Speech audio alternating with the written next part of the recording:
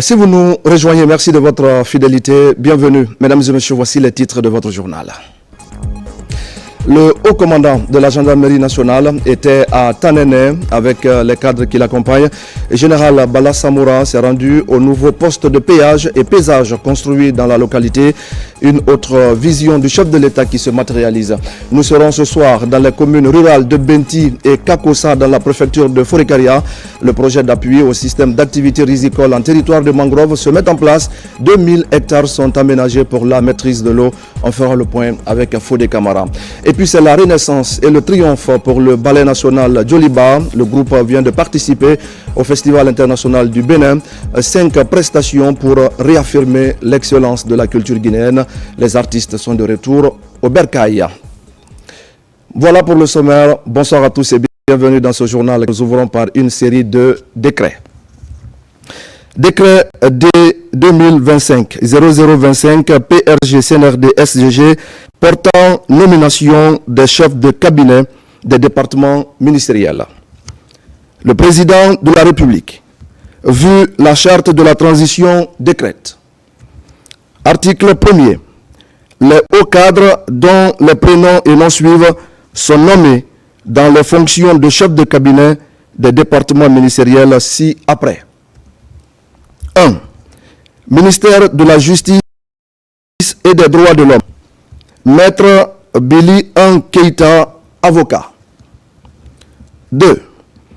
Ministère de l'Administration du Territoire et de la Décentralisation, Monsieur François Gonou Condé. 3. Ministère de la Sécurité et de la Protection civile, Monsieur Kemo Oulare, contrôleur général de police. 4. Ministère des Affaires étrangères, de l'intégration africaine et des Guinéens établis à l'étranger. Madame Mariama Bailo Bari, précédemment chargée de programme coopération à l'ambassade de Belgique, Conakry. 5. Ministère de l'économie et des finances. Madame Fatoumata Binta Bari, précédemment chef de cabinet au ministère des Transports. 6. Ministère du Budget. Madame Nana Youssef Teninke Diaré, précédemment chef de cabinet du ministère des Affaires étrangères, de l'intégration africaine et des Guinéens établis à l'étranger. 7. Ministère de l'Environnement et du Développement durable. Monsieur Dia Baldé, docteur en sciences agronomiques, précédemment directeur exécutif de la Banque islamique de développement BID pour la Guinée, la Côte d'Ivoire, le Cameroun, le Bénin, la Sierra Leone et la Guinée-Bissau. 8. Ministère du Plan et de la Coopération internationale. Madame Fatoumata Touré, précédemment directrice générale d'Invesco Advisory Service. 9. Ministère de l'Agriculture et de l'Élevage. Monsieur Samfan Mohamed Sissé, précédemment chef de cabinet au ministère du Commerce, de l'Industrie et des Petites et Moyennes Entreprises. 10. Ministère du Travail et de la Fonction publique. Madame Ramatoulaye Kamara. 11. Ministère de l'Énergie, de l'Hydraulique et des Hydrocarbures, Madame Nima Ba. 12. Ministère des Mines et de la Géologie, Madame Aminata Bangoura, précédemment directrice nationale des droits de l'homme au ministère de la Justice et des Droits de l'Homme. 13. Ministère de l'Enseignement supérieur, de la recherche scientifique et de l'innovation. Professeur Fanta Touré, précédemment conseillère chargée des questions d'enseignement supérieur au ministère de l'Enseignement supérieur, de la recherche scientifique et de l'innovation. 14. Ministère de la Pêche et de l'économie maritime. Monsieur Bamba Oliano, précédemment secrétaire général au ministère des Postes, des Télécommunications et de l'économie numérique. 15. Ministère des Transports, Madame Fatoumata Bangoura, précédemment chef de cabinet au ministère de l'Agriculture et de l'Élevage. 16. Ministère du Commerce, de l'Industrie et des Petites et Moyennes Entreprises, Monsieur Abdoulaye Bella Diallo, précédemment directeur général du Bureau de stratégie et de développement au ministère du Commerce, de l'Industrie et des Petites et Moyennes Entreprises. 17. Ministère des Infrastructures et des Travaux Publics, Monsieur Sakossa Touré, précédemment conseiller technique chargé des infrastructures et des travaux publics au ministère des Infrastructures et des Travaux publics. 18. Ministère de l'Enseignement préuniversitaire et de l'Alphabétisation, Monsieur Abbas Kamara, précédemment chef de cabinet au ministère des Infrastructures et des Travaux publics. 19. Ministère des Postes, des Télécommunications et de l'économie numérique, Monsieur Mfali Silla.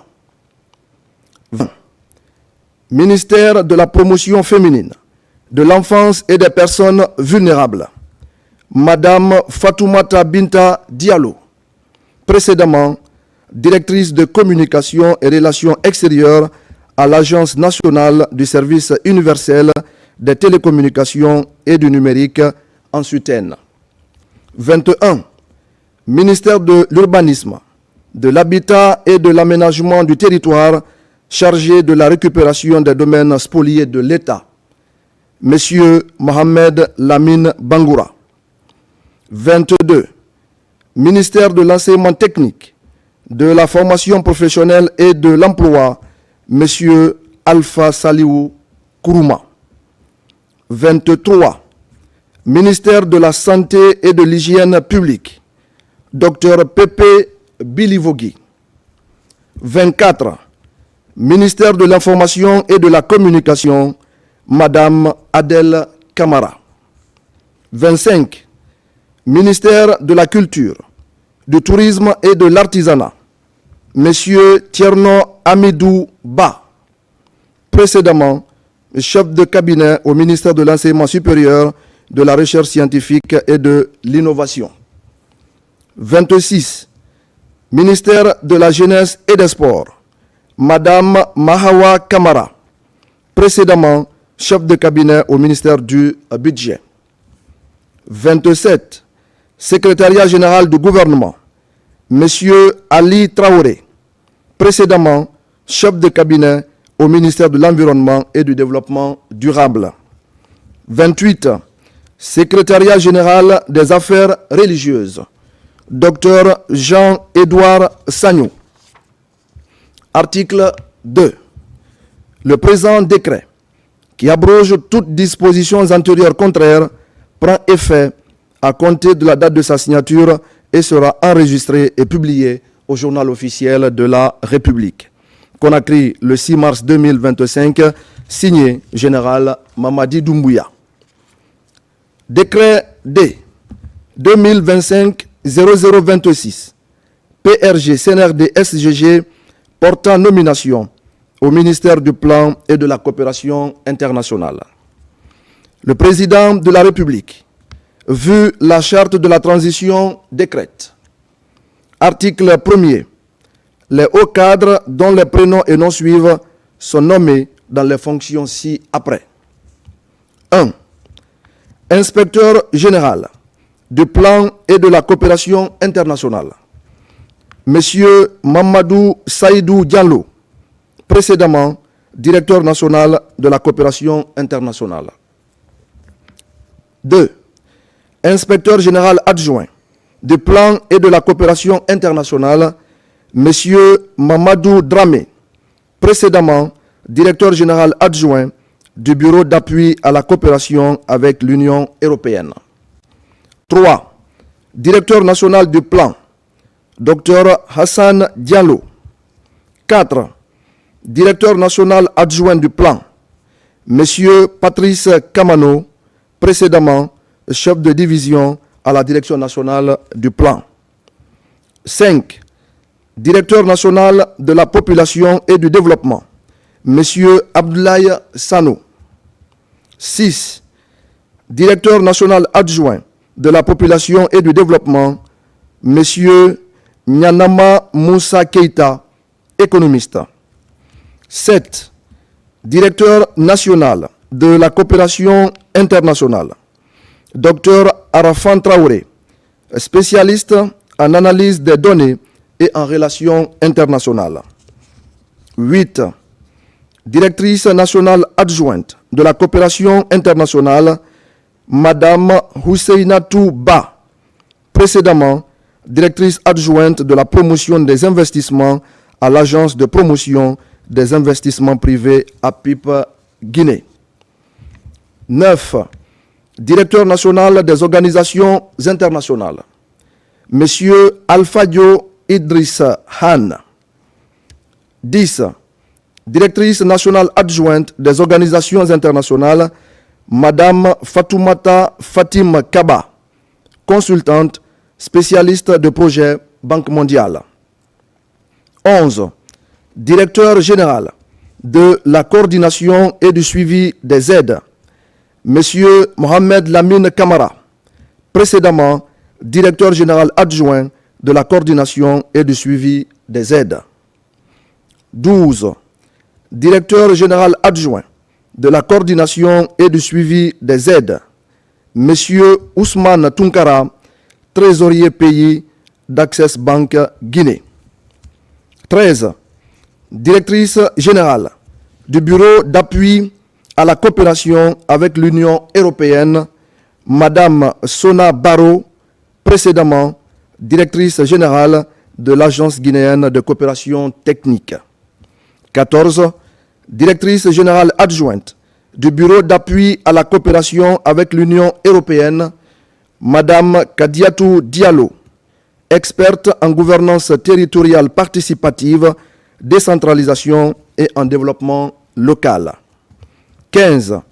Directeur général de l'Institut national de la statistique, M. Makan Doumbouya. 16. Directeur général adjoint de l'Institut national de la statistique, M. Mamadou Kamara. 17. Directeur général du Fonds de développement économique et social, M. Mamadou Bobo Diallo. 18. Directeur général adjoint du Fonds de développement économique et social, M. Mohamed Komara, architecte. 19. Directeur général du Bureau technique d'appui à la programmation, M. Aboubakar Fofana, précédemment directeur général par intérim du Bureau technique d'appui à la programmation. 20. Directeur général adjoint du Bureau technique d'appui à la programmation, M. Vivien Loua, informaticien. 21. Directrice générale de l'Agence guinéenne de coopération technique, Madame Maniamba Kandé, précédemment directrice générale du Bureau d'appui à la coopération avec l'Union européenne. 22. Directeur général adjoint de l'Agence guinéenne de coopération technique, M. Karamo Kaba, précédemment assistant technique à la primature. 23. Directeur général de l'Observatoire national du développement de la République de Guinée, M. Hamidou Diallo, précédemment directeur national adjoint du plan. 24. Directeur général adjoint de l'Observatoire national du développement de la République de Guinée, M. Aboubakar Bangoura, précédemment assistant technique à la primature. Article 2. Le présent décret, qui abroge toutes dispositions antérieures contraires, prend effet à compter de la date de sa signature et sera enregistré et publié au journal officiel de la République. Conakry, le 6 mars 2025, signé Général Mamadi Doumbouya. Décret D 2025-0027 PRG CNRD SGG portant nomination de hauts cadres au ministère du Commerce, de l'Industrie et des petites et moyennes entreprises. Le président de la République, vu la charte de la transition décrète. Article 1er. Les hauts cadres dont les prénoms et noms suivent sont nommés dans les fonctions ci-après. 1. Directrice générale de l'Agence autonome d'assistance aux entreprises, Madame Diané Camara, précédemment directrice générale adjointe de l'Agence autonome d'assistance aux entreprises. 2. Directeur général adjoint de l'Agence autonome d'assistance aux entreprises, Monsieur Mamadou Diawo Diallo, précédemment directeur national adjoint à la Direction nationale des PME et du contenu local.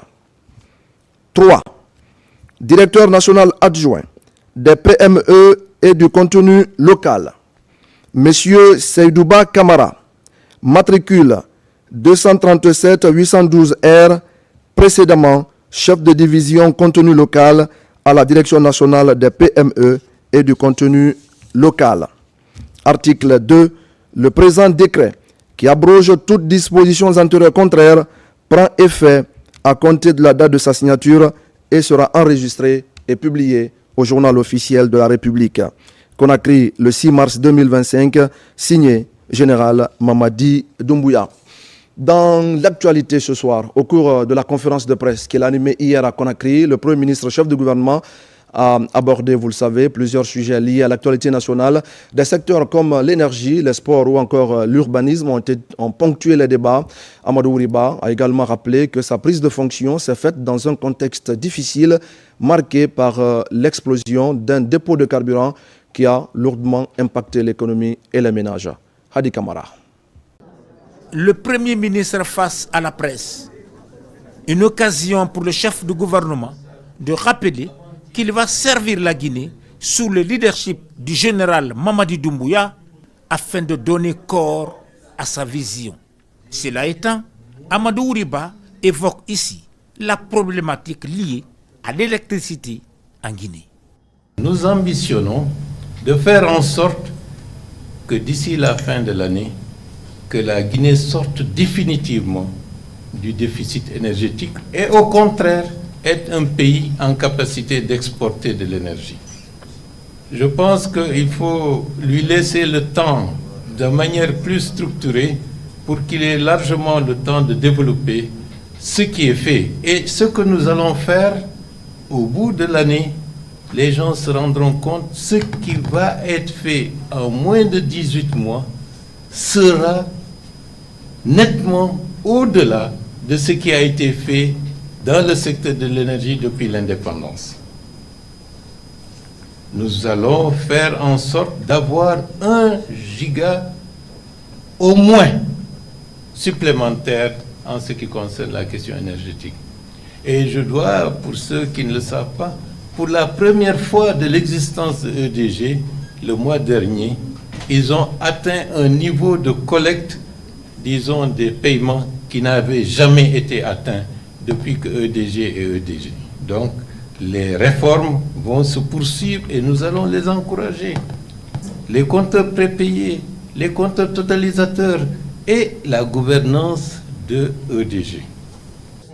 Le Premier ministre, en répondant aux questions relatives à la promotion de nos langues nationales, réaffirme sa volonté d'intégrer cet aspect dans la communication gouvernementale en vue de véhiculer avec professionnalisme les messages constructifs et fédérateurs.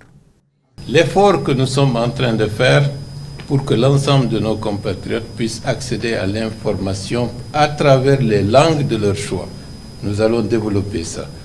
Et vous savez que la primature a une publication en malinké de bonne facture et une publication en poulard qui est très représentatif. Et j'ai informé la cellule de communication que dans les prochains jours, il y aura 2 personnes qui vont s'ajouter à l'équipe pour utiliser nos langues nationales. Et dans les spots, dans les vidéos, l'utilisation de la langue, comme le président de la République l'a demandé lors du dernier Conseil des ministres, il faut que nos médias utilisent les langues, permettent à la population d'être mieux informée à travers des langues qu'ils comprennent pour ne pas utiliser une langue qu'ils interprètent mal et ou bien qu'ils ne comprennent pas du tout. C'est un effort que la presse doit faire pour encourager la compréhension par nos compatriotes, disons, de ce qui est en train d'être fait, de ce qui se dit pour être des citoyens tout à fait informés. Et vous savez que l'information aujourd'hui, c'est comme par le passé, c'est à travers cela qu'on déstabilise, qu'on désinforme. Et nous n'allons pas nous laisser faire pour ne pas mettre, disons, notre population dans une situation où ils peuvent être instrumentalisés. En matière des pratiques sportives en Guinée, le Premier ministre rappelle que le chef de l'État envisage des dispositions allant dans le sens de la réhabilitation et la modernisation des infrastructures. Si vous vous souvenez, j'étais allé voir le ministère des Sports pour leur poser la question, où est-ce qu'on en est avec les 2 stades, Nongo et 28 septembre? Parce que pour la République de Guinée, ce n'est pas admissible que dans la durée que nous soyons obligés de jouer les matchs qui devraient se tenir en République de Guinée à l'étranger. Et je suis certain que cela a impacté négativement les scores et les résultats de l'équipe nationale. Dans les prochains jours, le ministère des Sports aura à faire une communication pour situer tous les fonds du sport de manière générale sur la situation qui prévaut à l'heure actuelle dans ce domaine. Le sport fait partie de la priorité parce que le sport est une partie intégrante du développement du capital humain. Et de ce point de vue, nous avons des lacunes. Nous avons une gestion, une gouvernance. Regardez nos quartiers, les centres, les espaces qui étaient dévolus pour que les enfants puissent avoir des terrains de jeu. Où sont ces terrains? C'est vendu. Donc, pour recréer un environnement global où le sport pourrait se développer, il va de soi qu'il faut encore faire des efforts. Et qui a décidé de vendre les terrains? Est-ce que c'est une décision individuelle ou est-ce que c'est une corruption élargie au sein de la société qu'il faut combattre? L'État peut être défaillant, la société, à partir de ce moment-là, doit être un contre-pouvoir pour ne pas que ses intérêts spécifiques soient lésés. Le ministre de l'Urbanisme est là. Il sait aujourd'hui quelles sont les difficultés que nous avons pour satisfaire les besoins de construction d'écoles dans l'agglomération de Conakry. Donc, vous voyez, lorsqu'on dira qu'il faut qu'on ait un terrain pour construire une école, ça peut se justifier, les populations peuvent accepter, mais lorsqu'on dira qu'il faut déguerpir des gens pour avoir un espace de loisirs pour les jeunes, je pense que le sentiment pourrait être autre en disant pourquoi déguerpir des gens, les mettre dans la rue pour que des jeunes gens viennent s'amuser. Donc c'est pour vous dire que le combat est global. Nous avons à corriger, à rectifier une longue mauvaise gouvernance qui avait abandonné les sentiers essentiels d'un gouvernement responsable. Malheureusement, en peu de temps, il nous est impossible de corriger tout cela, mais avec l'aide de Dieu, vaille que vaille, nous y parviendrons. Avant de terminer, Amadou Ouriba réaffirme sa profonde gratitude au chef de l'État, le général Mamadi Doumbouya, pour la confiance placée en lui. Il lui renouvelle son engagement et sa loyauté à servir sur la base de ses orientations la Guinée dans un esprit républicain. Et pendant ce temps, le ministère du Travail et de la Fonction publique a mis un accent particulier sur la prévention des risques professionnels en milieu de travail. À travers l'Institut national de formation et de perfectionnement, 20 auditeurs ont entamé une formation certifiante de 3 mois. Ils vont se familiariser avec des règles techniques en matière d'hygiène, de santé et de sécurité au travail. Mamadi Ternaka Misoko. Assurer un environnement sûr de travail est gage de productivité. C'est ce que le ministère du Travail et de la Fonction publique a compris en misant sur la prévention des risques professionnels. 20 nouveaux auditeurs issus des services publics et privés sont réunis autour des questions d'hygiène, de santé et sécurité. Pendant 3 mois, ils vont apprendre les règles et techniques fondamentales de protection de leur environnement et d'interaction avec les communautés locales. C'est une manière de sauver des personnes et vraiment contribuer à ce que les gens ne font pas des accidents de travail. Et aussi, il est très important que nous ici présents, nous venons sains et saufs au travail et nous repartons à la maison sains et saufs. Nous avons mis en place depuis l'année 2024 un curriculum de formation en santé et sécurité sur 3 niveaux que nous avons pu tester l'année passée et nous sommes passés avec l'autorisation bien sûr de l'INFP et du service de santé au travail. Donc nous avons 20 personnes qui se sont inscrits à ces formations. Donc là, nous attendons à ce que ceux-ci soient tous admis après les évaluations de la formation avec une quinzaine de formateurs que nous allons déployer durant les 3 mois de formation. Ce groupe constitue la 2e cohorte d'auditeurs. La session découle de la collaboration entre le cabinet HASEC, l'INFP et le Service national de santé au travail. Dans un monde en perpétuelle et constante évolution, où les risques professionnels sont omniprésents, il est impératif de doter nos cadres et agents des connaissances et compétences nécessaires pour assurer un environnement de travail sûr, sain et productif. Au moins 35 modules seront validés par ces auditeurs avant leur certification. Ils pourront ainsi rejoindre le noyau de spécialistes en hygiène, santé et sécurité en milieu du travail en Guinée. Merci à Mamadi Ternaka Misoko. Et puis, c'est un sujet qui vient de nous parvenir. C'est une nouvelle étape importante qui vient d'être engagée dans le processus de retour à l'ordre constitutionnel. Les activités du panel d'experts chargés d'analyser et de qualifier l'avant-projet de la nouvelle constitution ont été lancées ce jeudi à Conakry. Des explications avec Ablé Diallo. La mise en place de ce comité d'experts chargé de la relecture de l'avant-projet de nouvelle constitution s'inscrit dans le cadre de la mise en œuvre des orientations du président de la République à l'occasion de son adresse à la nation en décembre dernier. Ce panel d'experts nationaux est composé d'éminentes personnalités issues de divers horizons académiques et institutionnels. Ces personnalités sont choisies en fonction de leur intégrité, leur expertise et leur expérience professionnelle. Sous la vision éclairée du président de la République, le président Mamadi Doumbouya, nos conseillers nationaux ont parcouru notre vaste territoire pour recueillir les opinions et les souhaits de notre peuple. Ils ont écouté, absorbé et surtout compris les aspirations les plus profondes de nos concitoyens.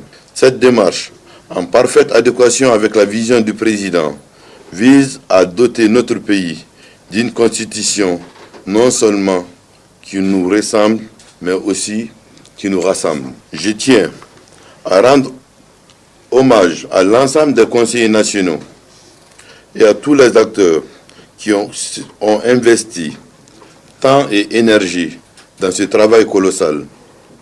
Votre engagement et votre dévouement envers notre nation sont à saluer et méritent notre plus grande reconnaissance. Vous avez fait preuve d'une détermination remarquable, d'une volonté inébranlable de forger un avenir meilleur pour notre Guinée. Cette cérémonie marque une étape décisive et stratégique du processus constitutionnel engagé par le chef de l'État, le général Mamadi Doumbouya. L'histoire récente de notre pays a démontré que l'élaboration d'une constitution ne peut se limiter à une simple formalité juridique ou institutionnelle. Trop souvent, les textes fondamentaux de notre République ont été élaborés sans une adhésion véritable du peuple, ce qui a conduit à maintes reprises à des crises de légitimité et d'instabilité. Là, nous faisons face à un exercice inédit, inclusif et participatif. Ce projet constitutionnel diffère profondément des précédents car il est le fruit d'un effort collectif sans précédent où toutes les couches sociales et forces vives de la nation ont été consultées. Pour Dr Dansa Kourouma, la composition de ce panel d'experts nationaux relève de la volonté du président de la République. Elle vise à mettre en valeur les compétences et les expériences des experts guinéens pour la consolidation de cet avant-projet de constitution. La constitution n'est pas qu'un problème de régulation des relations entre les entités politiques et entre les institutions.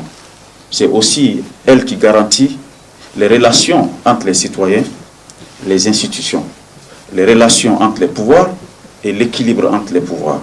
C'est aussi le creuset de toutes les garanties en matière de droits et libertés fondamentaux.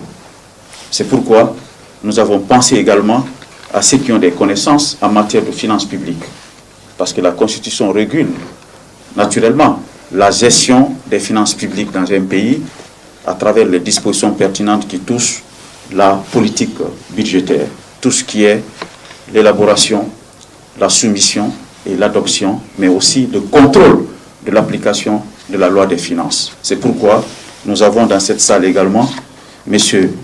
Amadou Silla, ancien directeur général du budget, ancien directeur général du Trésor. Toutes ces connaissances-là permettront de regarder les mécanismes qu'on a mis en place pour assurer un processus budgétaire transparent qui prend en compte les connaissances les plus récentes en matière de gestion des finances publiques. On ne s'est pas arrêté là.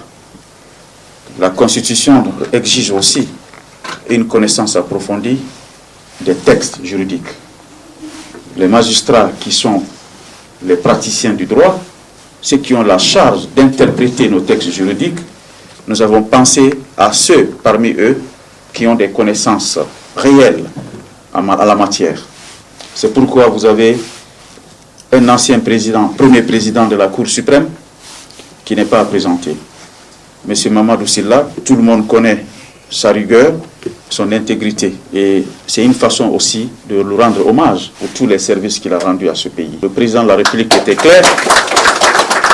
Il a dit un panel d'experts nationaux. C'est les experts guinéens qui connaissent les réalités de la Guinée qui vont travailler sur cette constitution. Après les travaux de ce comité d'experts, l'avant-projet de la nouvelle constitution sera adopté à nouveau en plénière par les conseillers nationaux avant sa soumission au référendum.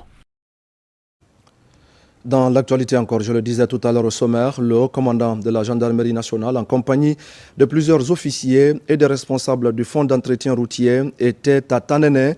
Général Bala Samoura est allé s'imprégner du dispositif du nouveau poste de péage et pesage implanté sur place. L'occasion pour lui de témoigner toute sa fierté face à cette réalisation qui rime avec la vision du chef de l'État, Général Mamadi Doumbouya. Moussa Komara. Doté des systèmes de détection de dernière génération, de 8 voies dont 4 sens, des capteurs, des barres intelligentes, le poste de péage et de paysage de Tanene accueille le haut commandement de la gendarmerie nationale. Général Bala Samoura, en compagnie du directeur général du fonds d'entretien routier, va apporter son expertise sur la sécurisation de ces sites, qui est une première en Guinée. Le décret d'application de la loi qui institue le péage et paysage en République de Guinée exige à ce que le site soit sécurisé par le haut commandement de la gendarmerie. Et c'est ce qui fait qu'aujourd'hui que nous sommes là sur le terrain avec le général Bala Samoura pour non seulement reconnaître le site, mais aussi regarder les voies et moyens comment sécuriser le poste de PA et paysage. Devant l'équipe du général Bala Samoura, des simulations sont effectuées sur tout le dispositif. À l'en croire, il faut des gendarmes spécialisés en sécurité routière, en intervention rapide et en régulation. Il est important que nous anticipions sur notre rôle. Et le DG il a favorisé cette visite ce matin, on est ici. Et vous avez constaté, on a fait la reconnaissance, on a fait des simulations, les questions qui ont été posées, les notes ont été prises et on va retourner, procéder à la sélection du personnel, à leur formation, pour que dans l'avenir, dès que le poste il va être rendu opérationnel, que le personnel qui y travaillera puisse travailler dans un environnement sécurisé, sans aucun souci de sécurité, et que les agents qui soient placés ici, ce ne soient pas des amateurs, et qui seront anticipés, surtout ça va être le sacerdoce pour eux. Je ne veux pas de répression ici, je veux de l'anticipation. Je ne veux pas entendre qu'il y ait un incident ici, c'est pour cela que les efforts sérieux vont être déployés pour leur sélection, leur entraînement et leur équipement. À ce poste de péage et de paysage de Tanene, des toilettes publiques sont réalisées, des bureaux créés pour des agents de la sécurité et pour le contrôle de la plateforme. Une route de 7 km avec un pont unique de 126 mètres est aussi construite pour fluidifier la circulation. 57 agents ont bouclé leur formation sur la manipulation des machines et la gestion de tout le système. Le travail va se faire en rotation puisque le poste va tourner en 24 heures. On sera obligé de faire par équipe. Il y aura 3 équipes. Une première équipe qui va travailler de 6 h du matin à 16 h, une deuxième équipe de 16 h à 22 h et une troisième équipe de 22 h à 6 h du matin. Cette révolution dans la circulation routière est le fruit d'un partenariat public-privé. Le Fonds d'entretien routier, initiateur de cet ambitieux projet, espère augmenter sa recette pour élargir son intervention sur le réseau routier guinéen. Et puis Farana est la deuxième étape de la tournée du directeur général de la police nationale. Le général de division Djeneba Sori Kamara veut s'assurer de la sécurité des personnes et de leurs biens. Il a rencontré les agents afin de discuter des difficultés qu'ils rencontrent dans l'exercice de leurs fonctions. Colonel Morikaba. Dans le cadre de sa tournée de prise de contact avec les unités de police à l'intérieur du pays, le général de division Djeneba Sori Kamara s'est rendu à Farana. Il a été accueilli par les forces de l'ordre déployées dans la région. Au cours de cette étape, l'accent a été mis sur l'identification des besoins des agents chargés d'assurer la sécurisation des personnes et de leurs biens. Depuis sa nomination à la direction générale de la police nationale, toutes les promesses tenues ont été réalisées par monsieur le directeur général de la police nationale. Nous avons encore l'espoir qu'il est à la hauteur de répondre à notre appel. Nous sommes vraiment rassurés qu'il va atteindre son objectif. Face à ses compagnons d'armes, le directeur général de la police nationale a rappelé l'objectif de sa mission, comprendre les réalités du terrain et renforcer les dispositifs sécuritaires. C'est dans cette dynamique que le directeur général et sa délégation se sont rendus jusqu'à la frontière guinéo-léonaise de Hermakono, un point stratégique pour la sécurité transfrontalière. Bon, présentement, nous sommes dans le problème de préposition de bord, ça manque de logement. On avait des motos ici aussi, sont fatigués. Les personnes aussi, nous sommes 4 personnes ici. Mon directeur général voulait qu'il m'aide à voir mon besoin, l'affaire de logement ici. Je suis venu pour vraiment voir la réalité sur le terrain et voir comment la police vit. Et honnêtement, malgré que le coin est isolé, mais les agents sont tous en place et cela m'a conforté de plus. Je crois qu'il faut augmenter l'effectif et puis voir comment ils peuvent être même pris en charge en alimentation parce que c'est très loin de Hermakono. C'est à 55 km de Frana, 7 km de Hermakono. Et la route est impraticable. Mon message est que je leur demande de prendre le courage et que la défense de la patrie Il faut être un grand patriote et il faut assumer sa responsabilité, tel que soit le prix à payer. Au retour à Conakry, le général de division Guéné-Bassouri Camara promet de remédier à ce problème pour que la frontière guinéenne soit bien contrôlée. Au même moment, l'Agence guinéenne de la sécurité routière multiplie les initiatives pour prévenir les accidents de circulation. Des équipements et panneaux de signalisation sont réceptionnés ici à Conakry, un geste qui galvanise les acteurs des transports et ceux de la police routière. Mounir Bari. En Guinée, le constat révèle que le réseau routier enregistre un manque criard de panneaux de signalisation du code de la route. Pour corriger le déficit, l'Agence guinéenne de la sécurité routière réceptionne un important lot de panneaux de signalisation. Ces panneaux de signalisation installés seront sur l'ensemble du réseau routier guinéen en vue de minimiser les risques d'accident de la circulation. Nous sommes à la réception définitive des panneaux de signalisation implantés par l'Agence guinéenne de la sécurité routière dans le couloir de la SIG Madina Dixine Terrasse. Et comme vous le savez, après le déguerpissement du couloir, l'Agence guinéenne de la sécurité routière a jugé nécessaire de mettre les panneaux dans ce couloir. Les opérations d'installation de ces panneaux de signalisation toucheront pour la phase pilote du projet les quartiers Sigmadina et Dixine. Nous sommes très contents. Ça là va réduire un peu les difficultés que nous avons rencontrées sur le terrain. Parce que depuis cette route a été construite, il n'y a jamais eu un panneau. Et que le signalement vertical et le signalement horizontal, ça doit parler.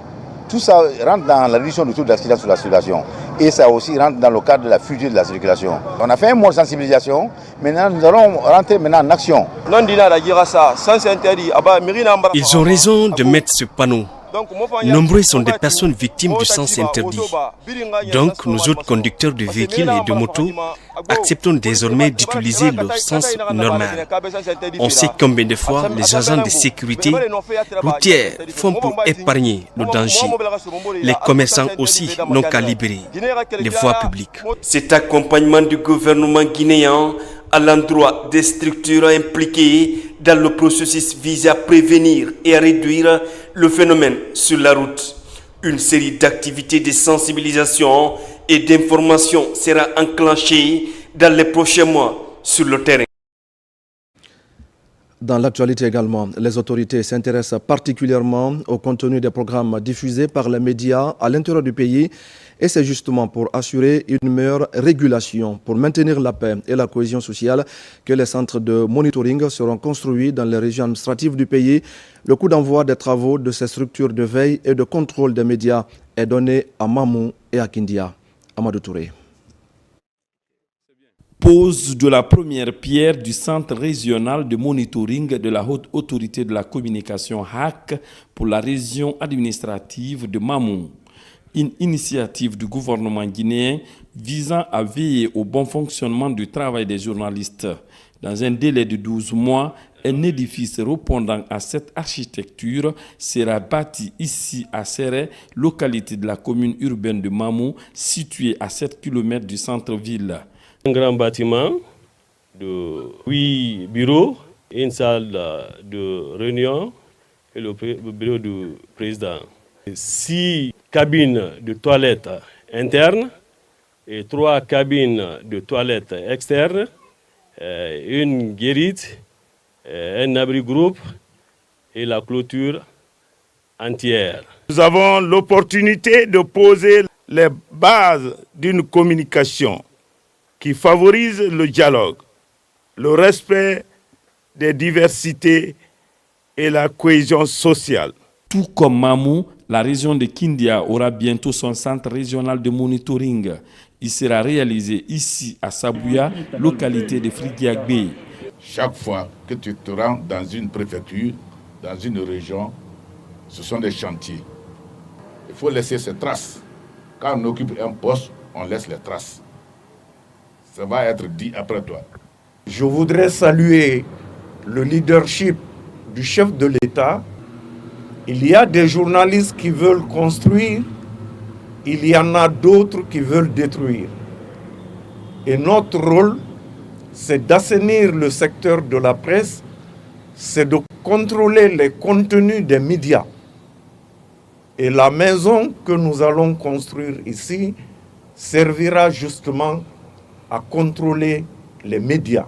En marge de ces travaux, le président de la Haute Autorité de la Communication HAC a dans toutes les localités sillonnées rendu visite à la notabilité comme ici à Mamou, tout comme à Kindia où le grand imam de la mosquée de la ville Carrefour et le Kunti Gigbe de la Basse-Guinée ont formulé des bénédictions pour le président de la République et le renforcement de la paix en Guinée.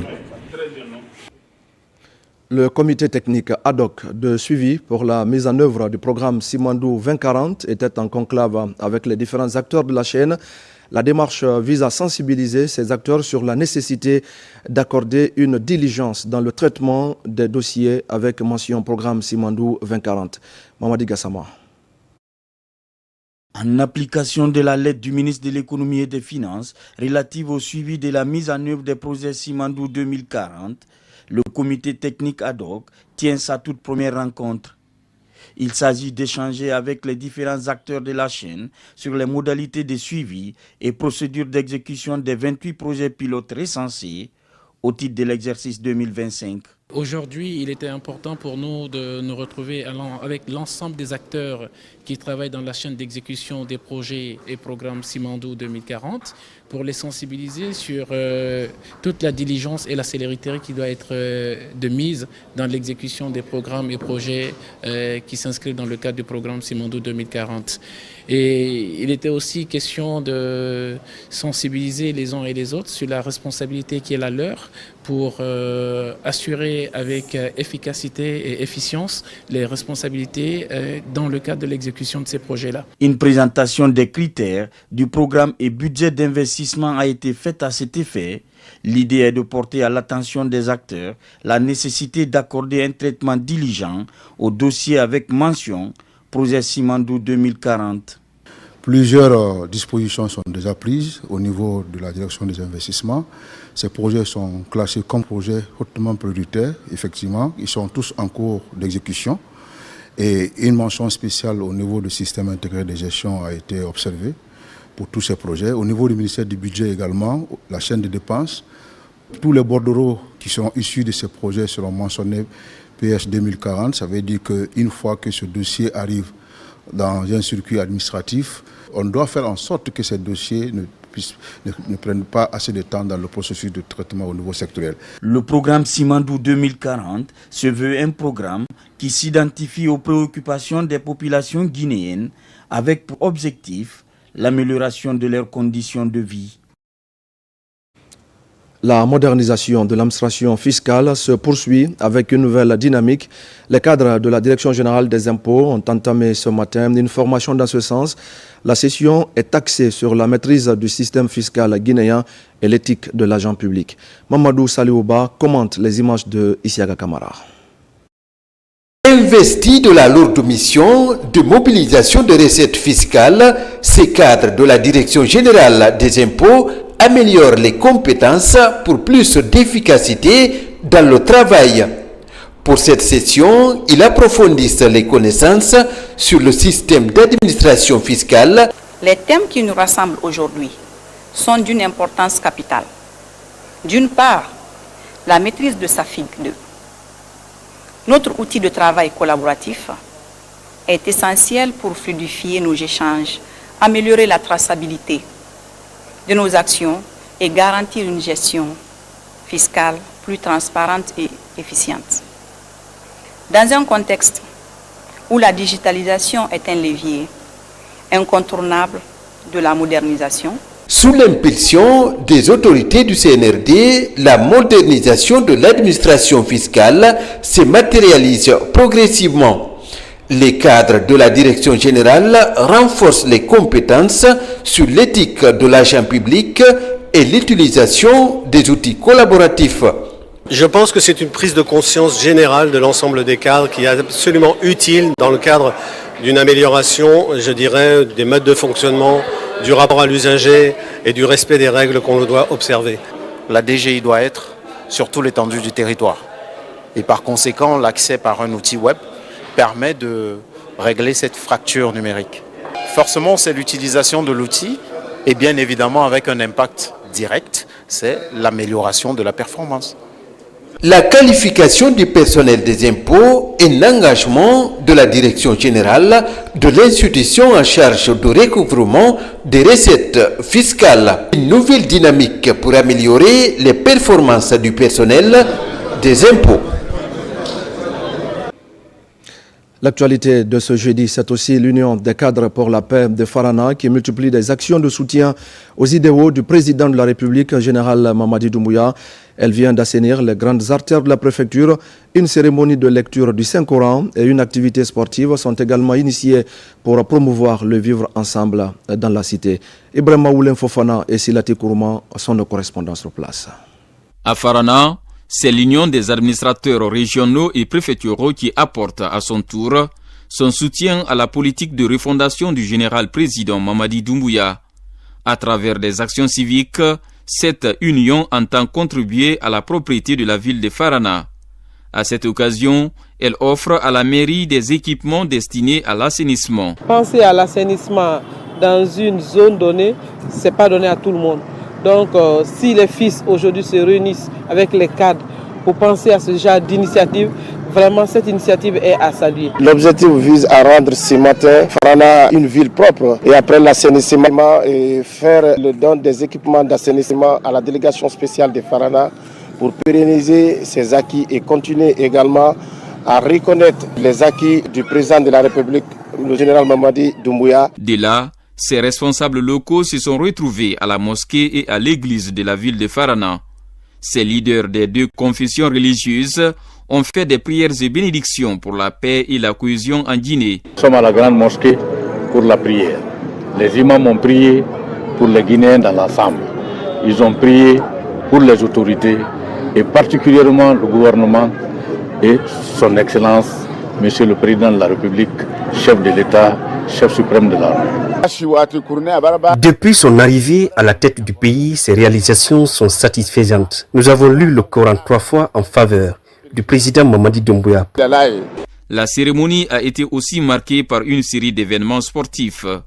Ce match de basketball a opposé la nouvelle génération des jeunes à l'ancienne. Ensuite, des matchs de football ont mis aux prises l'équipe des administrateurs à celle de la presse. Mais aussi l'équipe des militaires a été opposée aux conducteurs de moto-taxi. Un moment propice pour ces acteurs de renforcer davantage la cohabitation pacifique à Farana. Et nous allons parler maintenant de la préservation de la biodiversité. Un atelier national se tient à Conakry dans le cadre du projet BioDev 2030. C'est une initiative de l'Union internationale pour la conservation de la nature financée par l'Agence française de développement. L'objectif est d'évaluer l'impact sur la biodiversité des pratiques productives dans l'agriculture, les mines ou encore dans la foresterie. Sona Sagnon.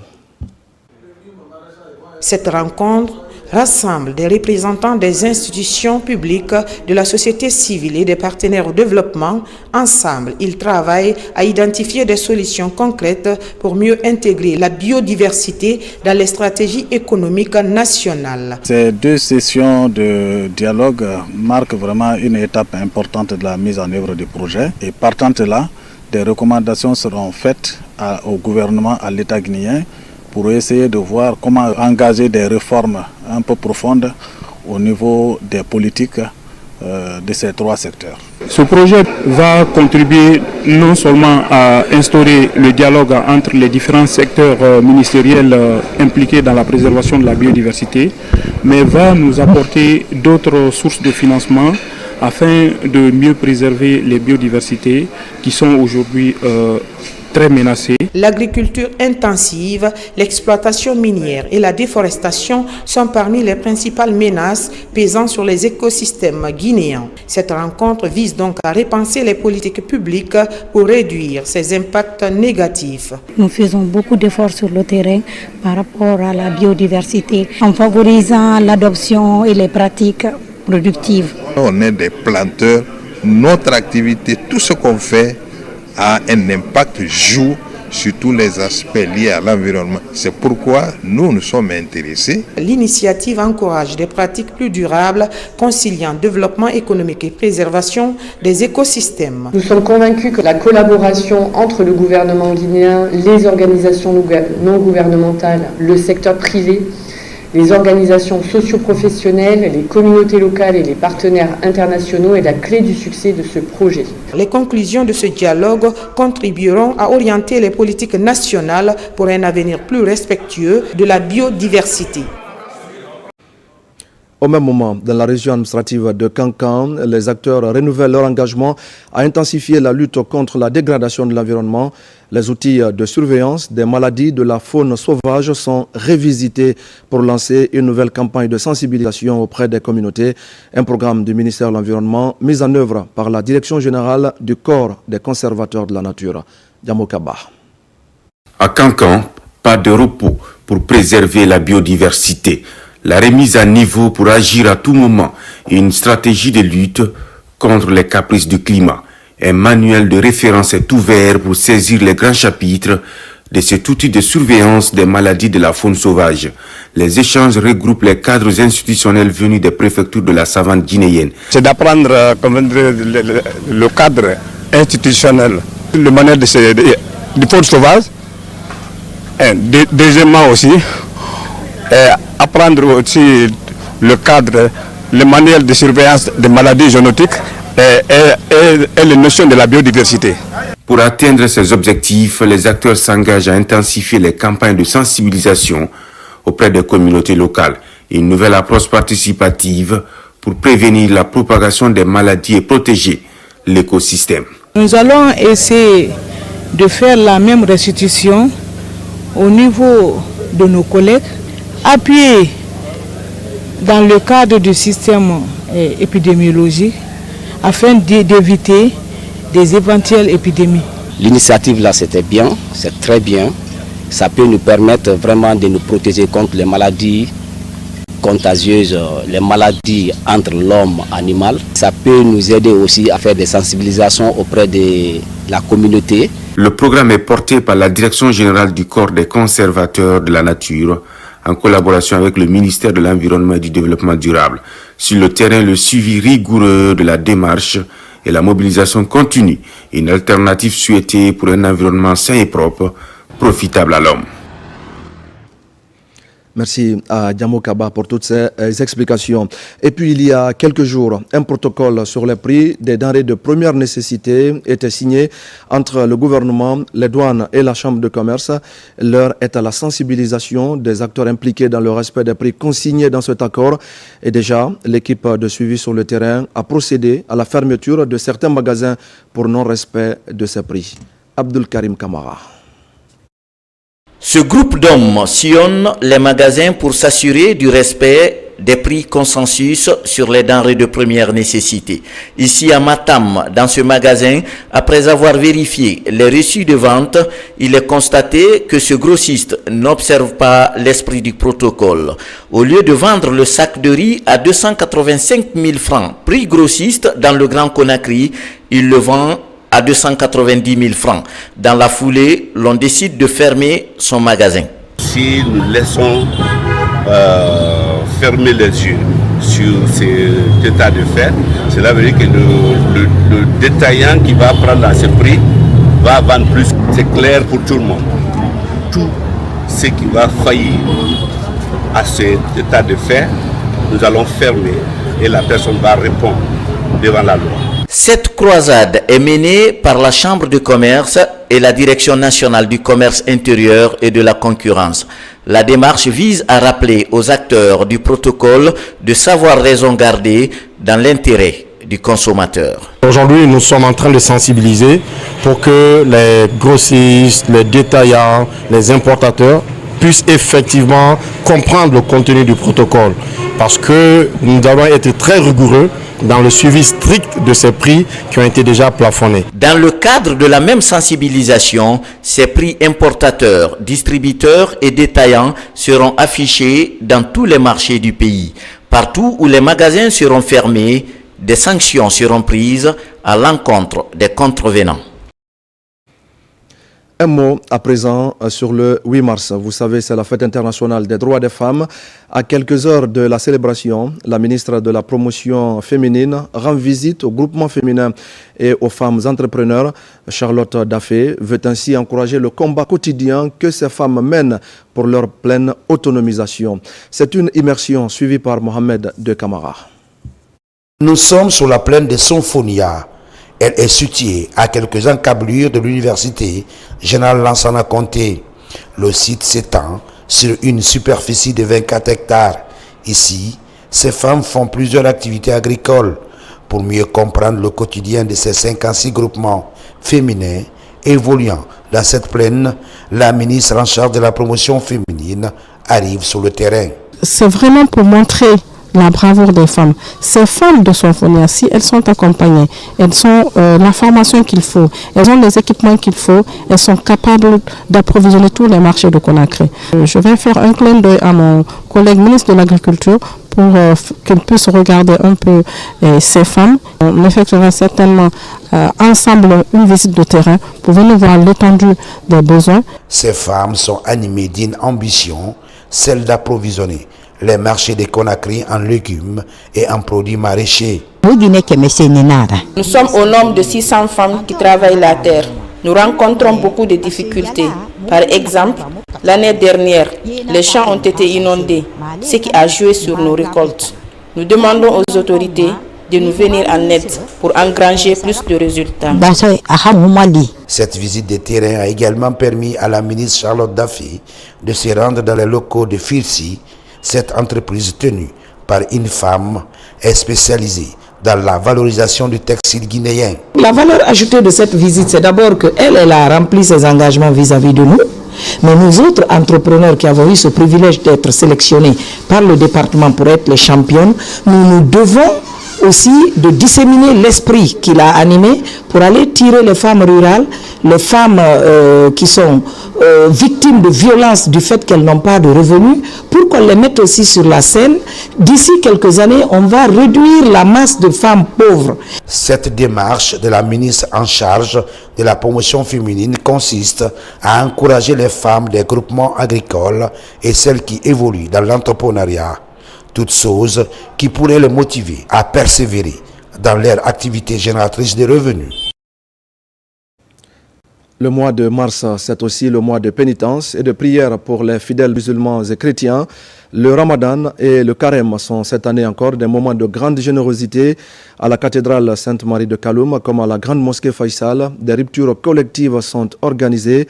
L'association La Solidarité Ramadan Guinée porte cette initiative soutenue par le chef de l'État, général Mamadi Doumbouya. Abakar Diaby. À l'image des précédentes années, le carême chrétien et le ramadan musulman se déroulent cette année au même moment. Pour ainsi consolider la fraternité entre les pratiquants de ces deux religions, l'association La Solidarité Ramadan Guinée poursuit ses œuvres de charité sur le terrain. Première étape, cathédrale Sainte-Marie de Conakry.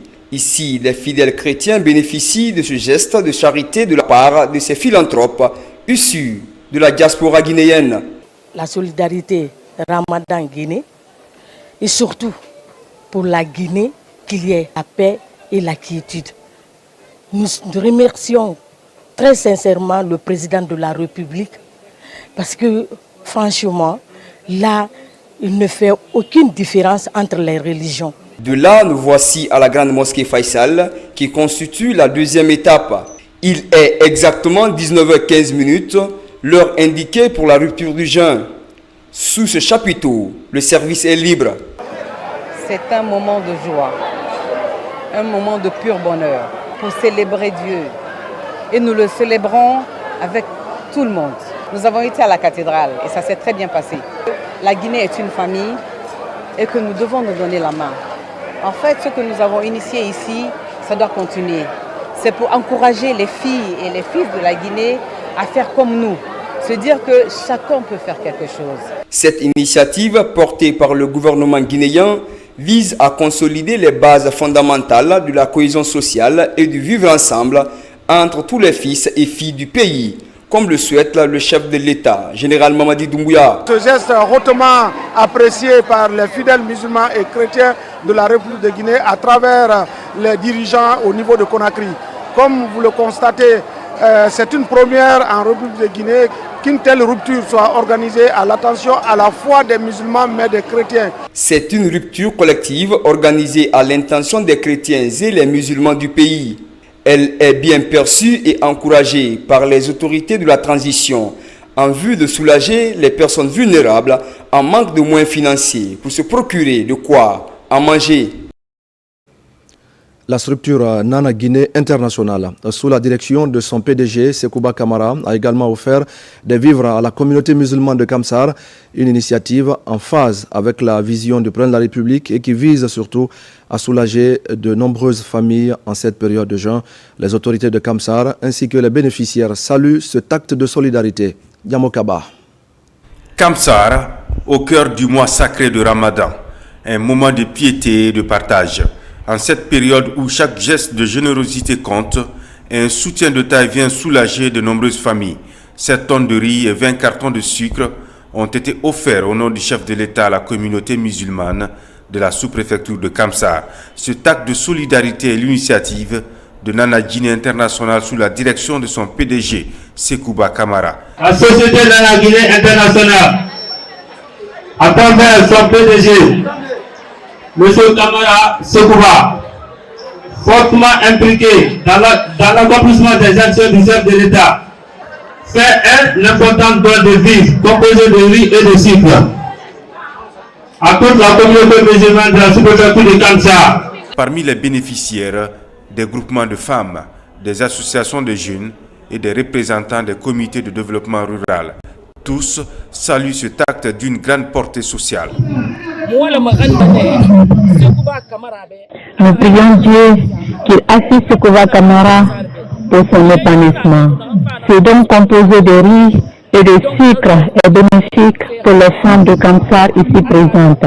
C'est un honneur et une grande satisfaction pour moi aussi d'assister à la cérémonie de donation des denrées alimentaires au bénéfice des groupements et associations de femmes de Kamsar en ce mois béni de Ramadan.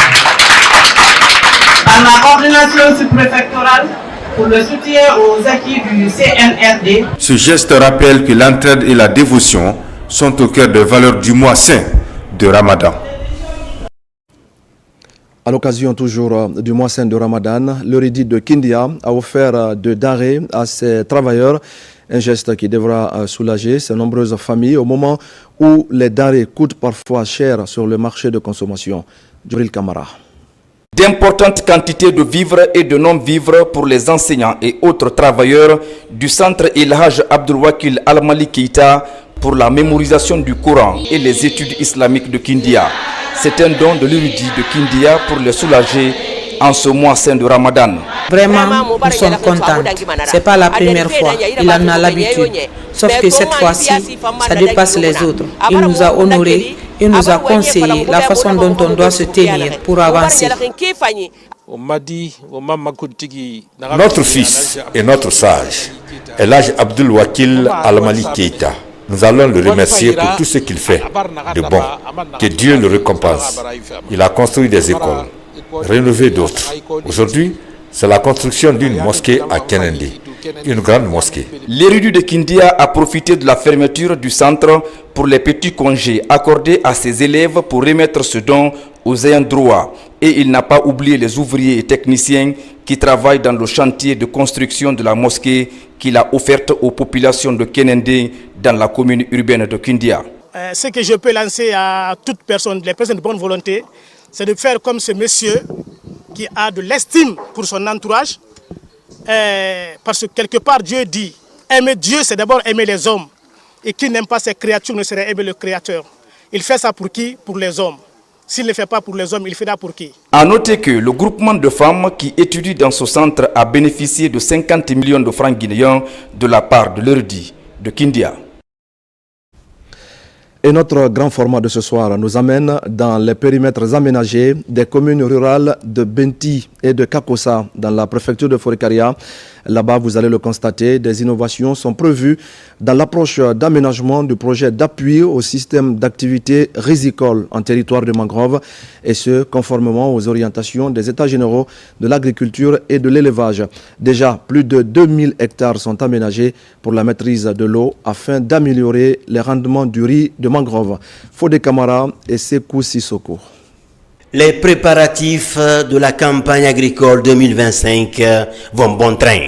D'ores et déjà à Forécaria, de Benti à Kakossa, le ministre de l'Agriculture et de l'Élevage est sur le front de mer.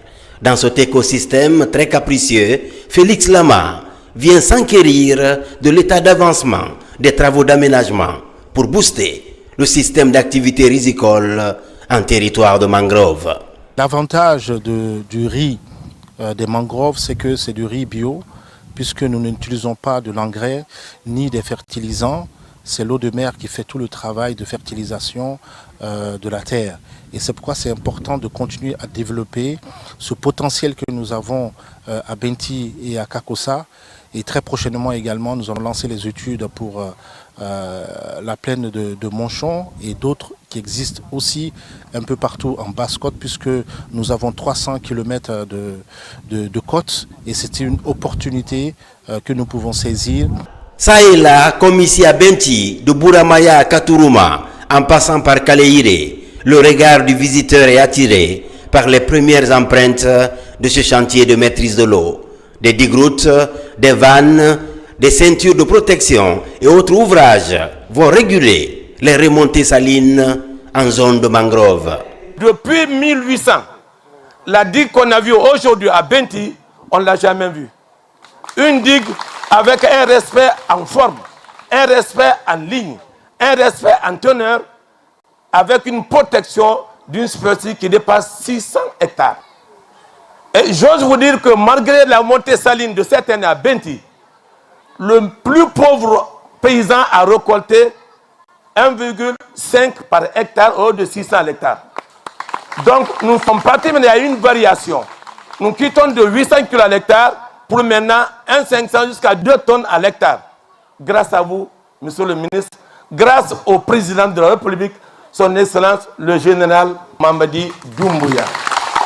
En matière d'aménagement, pour sortir de l'éternel recommencement, l'unité de coordination du projet d'appui au système d'activité risicole expérimente des innovations. En territoire de mangrove, des mécanismes d'élévation, des digues de protection sont envisagés en amont et en aval, avec une implication plus accrue des producteurs bénéficiaires. On a vu des ouvrages réalisés par le PDRK, aujourd'hui qui ne sont plus fonctionnels, tout simplement parce qu'ils n'ont pas tenu compte du drainage, de la communication hydraulique entre l'amont et l'aval. Aujourd'hui, nous avons réalisé des ouvrages en les enfonçant pour permettre vraiment le drainage. Avec la construction de ces ouvrages, on parvient à drainer rapidement l'eau et l'ouvrage qui est construit est muni de vannes à clapet en polyester. Là, c'est une innovation dans le cadre de ce projet parce que ce polyester, il n'est pas oxydable, il n'est pas menacé par l'eau de mer et il résiste totalement vraiment à l'eau de mer. Avec un potentiel de plus de 20 000 hectares, soit plus de 10 000 rizicultivables, Kakossa est la principale rizière de la préfecture de Forécaria. Aujourd'hui à Kakossa, en plus de l'ouverture des drains et de la réalisation des pistes de desserte et des ouvrages de franchissement, l'approche d'aménagement du projet Saritem permet de maîtriser les caprices de la mer. Le cas spécifique de Kakossa, il faut dire que les travaux qui ont été réalisés ici ont permis de sauver l'île de Kakossa. Parce que les inondations ne permettaient plus aux populations, aux insulaires de pouvoir y résider, même de pouvoir se rendre sur l'île. Mais aujourd'hui, avec ces travaux d'aménagement, les populations peuvent lancer un ouf de soulagement et peuvent se rendre tranquillement sur les îles, mais également réaliser des travaux de risicole au niveau de ces mangroves-là. Après avoir aménagé plus de 2000 hectares à Benti et Kakossa, ce projet fleuron de la coopération franco-guinéenne s'apprête à engager une deuxième phase de 30 millions d'euros. Un investissement fruit d'une requête des autorités du ministère de l'Agriculture auprès de l'Agence française de développement. Merci à Fodé Camara et à Sekou Sissoko pour le grand format de ce soir. Et puis c'est la préfecture de Koya que la fédération Mounafani de Kindia et le Fonds des Nations Unies pour l'enfance ont choisi pour célébrer en différé la journée internationale tolérance zéro aux mutilations génitales féminines. Cette journée de rappel a rassemblé les élèves et les citoyens, une occasion pour les initiateurs d'informer et de sensibiliser les participants sur les différentes formes de violences faites aux femmes. Lansana Kamara et Marwan Kamara. Journée internationale tolérance zéro au MGF. C'est la maison des jeunes de la préfecture de Koya qui est choisie par la fédération Mounafani de Kindia et son partenaire UNICEF pour célébrer en différé cette importante journée. Élèves et citoyens de Koya sont mobilisés en ces jours consacrés à l'information et à la sensibilisation sur les formes de VBG. C'est une journée de rappel, une journée de témoignage, mais aussi une journée de reconnaissance des engagements de l'ensemble des organisations de la société civile, mais voir aussi l'engagement de la politique de l'État. Parce que si vous voyez qu'il y a des différents engagements pris par le gouvernement, y compris le président de la République, allant dans le cadre de l'abandon de cette pratique. Pour nous, cette initiative, ça témoigne l'engagement de l'organisation à travers son partenaire technique et financier, l'UNICEF. Renforcer les alliances et créer des mouvements pour mettre fin au MGF est le thème de la journée. L'initiative renforce le plaidoyer auprès des décideurs pour le respect et l'application du cadre juridique afin d'éradiquer cette pratique néfaste en Guinée. Nous sommes engagés à lutter fermement contre, n'est-ce pas, ce fléau social qui compromet dangereusement la vie sociétale vraiment de nos femmes et des filles dans notre société. Toutes les mesures sont prises par monsieur le préfet pour venir tout juste sensibiliser, informer et communiquer sur les dangers que cela découle. À mon nom, beaucoup de difficultés, beaucoup de maladies à cause de la mutilation. Donc ce projet, ils sont venus aujourd'hui pour nous sensibiliser, pour qu'on puisse prendre des dispositions pour ne plus faire la mutilation génitale. La détermination de la fédération Mounafani de Kindia et ses partenaires comme UNICEF est d'atteindre de meilleurs résultats dans le combat contre toute forme de violence basée sur le genre. Et je le disais également au sommaire de ce journal, le ballet national Djoliba a participé récemment au Festival international du Bénin. À Cotonou, les ambassadeurs de la culture guinéenne ont fait 5 prestations, des prestations au cours desquelles ils ont honoré notre pays. Nos reporters Ousmane Ba et Mamadou Djoumaba sont allés les accueillir à l'aéroport international Ahmed Sékou Touré de Conakry. Le ballet Djoliba de retour au Bercail après une brillante participation au Festival international du Bénin. Une semaine de festivités qui ont permis à ces artistes de faire valoir leur talent. 5 différentes prestations leur ont permis d'honorer le tricolore national. On a pu jouer tous les spectacles, les 5 spectacles. On a joué, tout le monde était top dans le mouvement. Mais dans ce cas, sur ce, le festival a été bien passé et on était bien accueillis. Sur place, le ministre de la Culture, du Tourisme et de l'Artisanat, Moussa Moïse Silla, apporte le soutien du gouvernement à ses ambassadeurs de la culture guinéenne. Nous avons donc effectué ce déplacement pour accueillir nos ambassadeurs. Ils sont allés nous représenter valablement.